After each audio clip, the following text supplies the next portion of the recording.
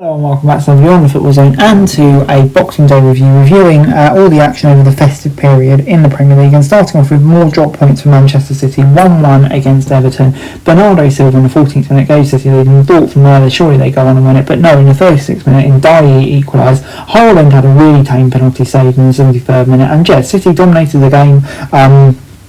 Had plenty of attempts on goal, but never really created that much really in terms of clear-cut chances, and in the end Everton got a pretty deserved point. But yeah, for City once again more drops points unnecessarily. But moving on then to Southampton 0, West Ham 1 at St Mary's, and yeah, it was Jarrod Bowen in the 59th minute who gave West Ham the win, and yeah, I mean, disappointing for Ivan Juric on his full debut as Southampton manager, but I think yeah, he can take positives out of this. Southampton certainly had lots of the game, and I think maybe they were all for hard done by that they didn't get anything, but for Lopetegui, a decent result for him, and yeah, I think West Ham have picked up slightly recently, and we'll be hoping that elevates the pressure off them. But moving on then to Nottingham Forest picking up an impressive win over Tottenham.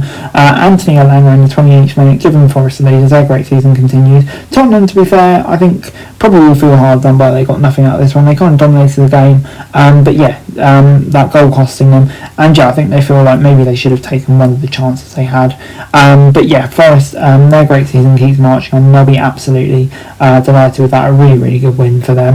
Moving on then to Newcastle, and they beat Aston Villa 3-0 at St James's Park. Gordon gave them an early lead in the second minute before John Duran in the 32nd minute made it, was sent off to make it Villa down to 10 men. For me, a harsh decision, and yeah, I was even surprised to see it wasn't overturned. But then we got Isak and Joe Linton with goals in the second half. Newcastle really making that extra man count, and in the end picked up a very comfortable win. Could have been more in all fairness, but you know, great job from them.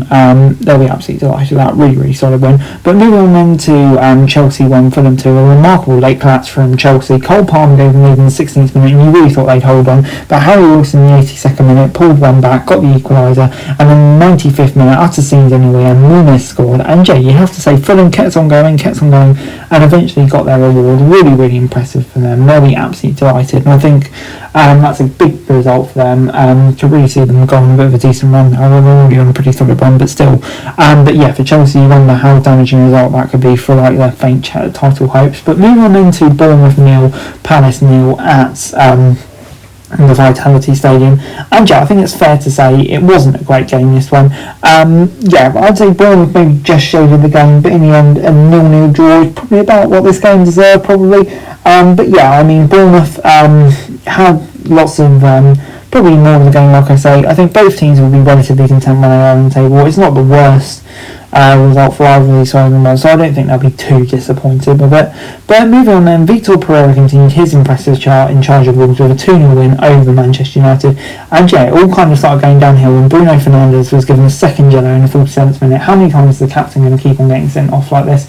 Yeah, it's pretty unacceptable, to be honest. And then Cunha in the 58th minute gave them the lead after having a goal disallowed through VAR just after the red, and then Hwang Hee-chan in the 99th minute, deep into stoppage time, gave all the win, and you have to say it's deserving. Fernandes letting his teammate down again, but another really poor display from Manchester United, and yeah, what great start they've made under the new manager. Liverpool defeated Leicester 3-1, but they were behind quite a period of this game. AU in the 6th minute gave Leicester the lead, and they had to wait until first half stoppage time through Gakpo to level things up. Then it was Jones, and goal disallowed for offside from Gakpo in the 68th minute, kept it at 2-1 before Salah made it 3-1 in the 82nd minute.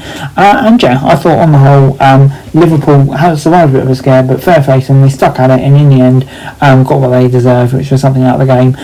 Big win for them, but I think Leicester can take confidence from that first half result, but once again 0 points for them. Moving on then to Brighton 0, Brentford 0 at the Amex, and yeah, this was a game which I think Brighton probably will be disappointed they didn't get on their way with 3 points in.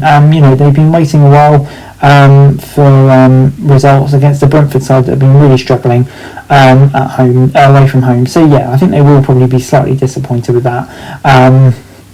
But yeah, I think Brentford will be pleased. But Brighton, yeah, they just need to start picking up more wins, really. Moving on into Arsenal 1, Ipswich 0 at the Emirates. And yeah, Kai Havertz in the 23rd minute gave Arsenal the lead.